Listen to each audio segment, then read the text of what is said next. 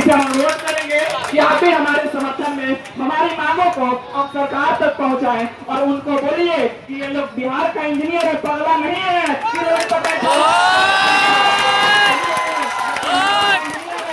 बिहार का भविष्य है। आप 2 करोड़ रोजगार की बात करते हैं जी, और 10,000 यहाँ 11 दिन से बैठा हुआ है, जगह विभाग में दिख नहीं रहा है आपको।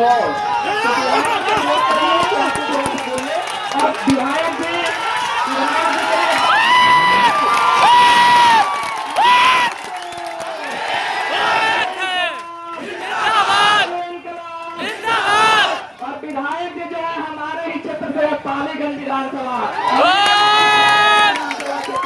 तो विधायक जी आपसे आग्रह है हमारी मांगों को आप लोग समर्थन कीजिए, जितने भी लोग हम लोग का समर्थन है आप लोग संबोधन कीजिए, और जो टर्मिनेट से हमको वापस लेने के लिए आग्रह भी आपने ताली बारी रमेश जी, ताली नहीं रुकना चाहिए।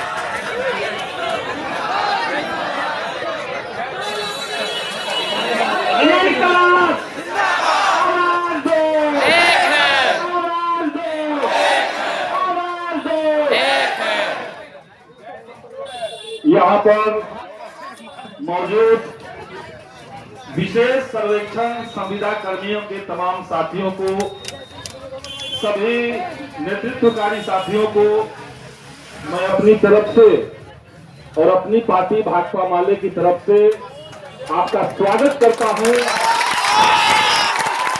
और आपसे इस आंदोलन की जो सभी जायज मांगे हैं उसके समर्थन में खड़े होने की अपनी प्रतिबद्धता को, और हम ये सुन रहे थे, हमने देखा कई जगह पे लोगों ने व्हाट्सएप पे भेजा कि जायज मांगों के लिए भी सरकार जो है वो लोगों को धमका रही है, डरा रही है, उनको टर्मिनेट कर रही है। तो आखिर छात्रों की एकजुटता से, संविदा कर्मियों की एकजुटता से कौन डर रहा है? डर क्यों रहे हैं? एक कविता है कि वो डरते हैं, तमाम धन दौलत गोला बारूद के बावजूद वो डरते हैं। वो डरते हैं क्योंकि उन्हें लगता है कि अब निहत्थे लोग उनसे डरना बंद कर चुके हैं। तो छात्र यहाँ पर एकजुट हैं, आप संविदा कर्मी हैं। आज चुनाव का दौर है बिहार में, और चुनाव से पहले ये सरकार अपनी पीठ थपथपाना चाह रही है।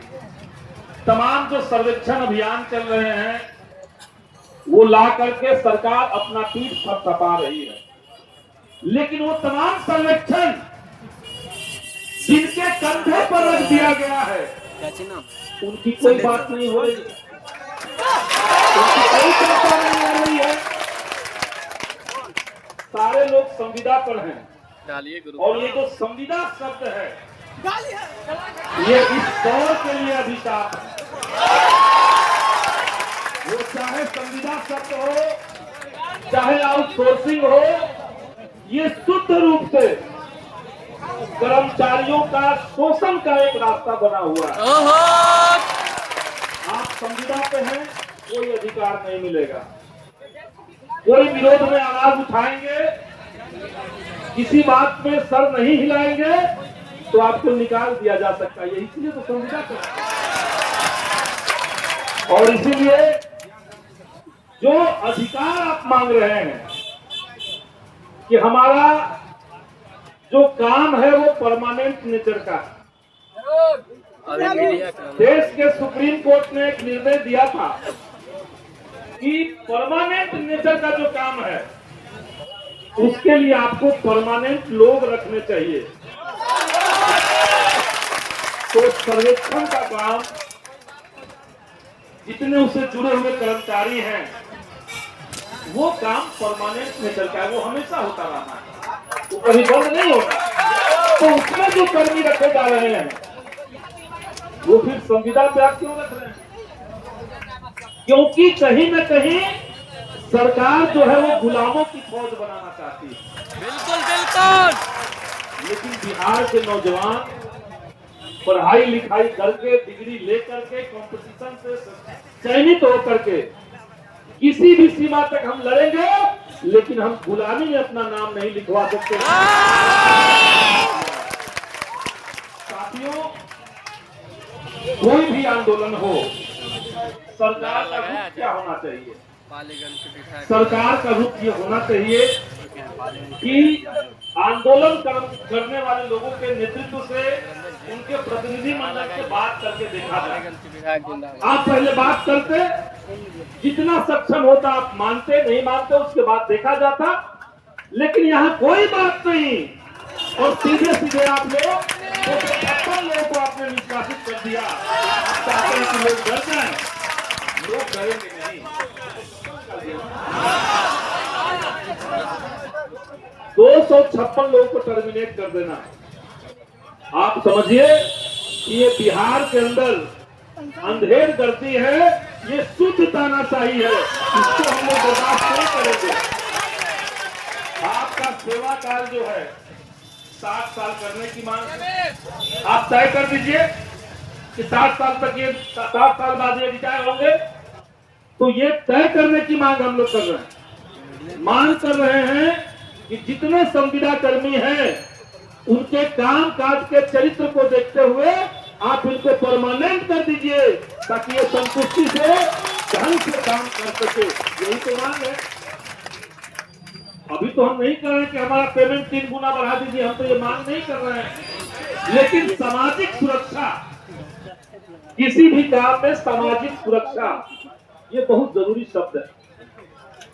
हम दफ्तर से काम करके लौटे तो हमारे अंदर ये विश्वास होना चाहिए कि हमें कल भी दफ्तर जाने को मिलेगा।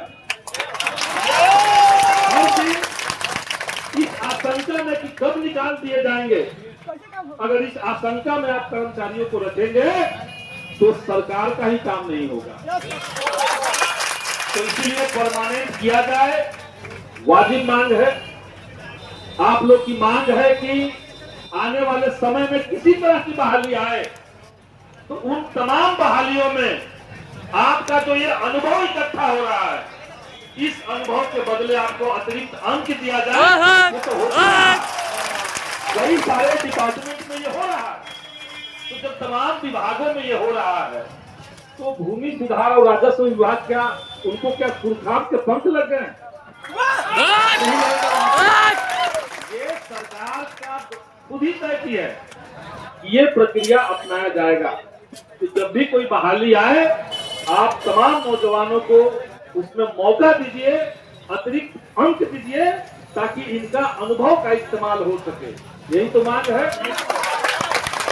और हम ये तो पहली बार सुन रहे हैं कि आप लोग का ईपीएफ का पैसा कट रहा है, लेकिन उतना ही पैसा सरकार तरफ से नहीं डाला जा रहा है। यही है ना?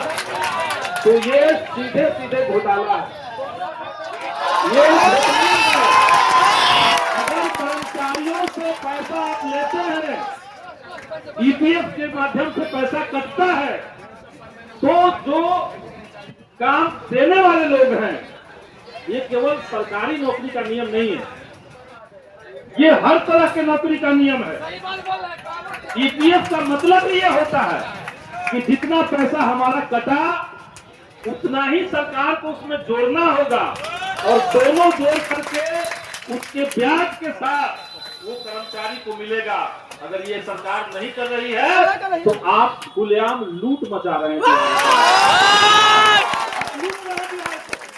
और सच मायने में ये हमें नहीं पता था कि विशेष सर्वेक्षण कर्मी जितने हैं संविदा पर, आपको पीएफ का पैसा सरकार नहीं डाल रही है। तो ये कितनी बड़ी ट्रेजेडी है, आप समझिए। सरकार बिहार के नौजवानों के साथ किस तरीके से खिलवाड़ कर रही है, ये सीधा इसका प्रमाण। तो ये नहीं हो सकता है, ये हम लोग नहीं चलने देंगे, और इसके लिए अदालत तक अगर जाना पड़ेगा तो जाएंगे, और इस सरकार को हम लोग शांत नहीं करने देंगे। चुपचाप आपके हक के अधिकार की लूट हम लोग बर्दाश्त नहीं करेंगे। तो ये तमाम मांग आपके जायज हैं। आप लोग का मांग है कि ईएसआई की सुविधाएं आपको दी जाए। मेडिकल की सुविधा है, ईएसआई की सुविधा मिलनी चाहिए, लेकिन ये मिनिमम चीज अगर आपको सरकार नहीं दे रही है तो इसका सीधा मतलब है कि बिहार के लाखों जो युवा हैं उनके हक अधिकार, उनके संवैधानिक हक अधिकार से इनको कोई लेना देना नहीं। तो ये हम चेतावनी देने आए हैं, आप लोग के माध्यम से हम सरकार को चेतावनी देने आए हैं कि आप तत्काल बातचीत शुरू कीजिए, और बातचीत का जो पहला माध्यम होगा, जिसने निकाले गए टर्मिनेट किए गए कर्मी हैं, पहले होना चाहिए, क्योंकि संविधान में कहीं नहीं कहा गया है कि किसी व्यक्ति को आंदोलन करने का अधिकार नहीं। ये तो संविधान का फंडामेंटल राइट है, राइट टू यूनियनाइज। वाह वाह। हम लोग यूनियनाइज हो सकते हैं, यूनियन बना सकते हैं, संगठन बना सकते हैं, ये तो संविधान कह रहा है। आर्टिकल 14 में विस्तार से लिखा हुआ है। तो संगठित होने का अधिकार और संगठित होकर के बार्गेन करने का अधिकार, ये हर कर्मचारी का, हर नागरिक का ये अधिकार है। इस अधिकार को अगर हम प्रैक्टिस में ला रहे हैं, इसी अधिकार को अगर हम लोग जिंदा कर रहे हैं, तो आप कह रहे हैं कि हम टर्मिनेट कर देंगे, तो ये कतई नहीं चलेगा। इसका विरोध होना चाहिए। और हम आप लोगों से कहते हैं कि क्या बिहार के नौजवान टर्मिनेट होने के डर से बैठ जाएगा, या और लड़ाई को और तेज करना होगा। कल से भूख हड़ताल, इनकलाब जिंदाबाद जिंदाबाद। और हम लोग आपके साथ खड़े हैं। हम कोशिश करेंगे कि भूमि सुधार और राजस्व विभाग जो है वो आपसे वार्ता करने के लिए तैयार हो। हम लोग उनसे बात करके कोशिश करते हैं कि वार्ता करने के लिए, आपकी मांगों को सुनने के लिए वो लोग तैयार हों। और उस दिशा में अगर सरकार नहीं बढ़ती है तो जितने यहाँ सर्वेक्षण कर्मी हैं, आप केवल कर्मचारी नहीं हैं, बल्कि आप बिहार के नागरिक और बिहार के वोटर भी हैं। और 2 महीने बाद चुनाव आ रहा, तो क्या सरकार एक साथ इतना बड़ा झटका बर्दाश्त करेगी, ये उनको तय करना। क्योंकि अगर आप सर्वेक्षण कर्मियों का अधिकार नहीं देंगे तो एक आदमी केवल एक वोट नहीं है, सर्वेक्षण कर्मी अगर हैं तो ज्यादा वोट के मालिक हैं। तो इसलिए सरकार को ये सीधी चेतावनी है कि आप युवाओं के हक अधिकार में किसी तरह की कटौती करने से बाज आइए। संवैधानिक अधिकारों को कुचल करके जब हिटलर नहीं टिका तो नीतीश कुमार टिक जाएंगे। तानाशाही करने वाला हिटलर तो चला गया। और ये बिहार के अंदर अगर आपके साथ इस तरह का बर्ताव हो रहा है, केवल अपने संवैधानिक अधिकार को मांगने के चलते अगर आपको डराया जा रहा है, लेटर जारी किया जा रहा है, हम देखें लेटर जारी हुआ, लेटर जारी करके लोगों को टर्मिनेट किया जा रहा है, तो आप अपनी वाहवाही तो लूट रहे थे कि हम बिहार में ये सर्वेक्षण चला रहे हैं, वो अभियान चला रहे हैं। फोटो देख लीजिए।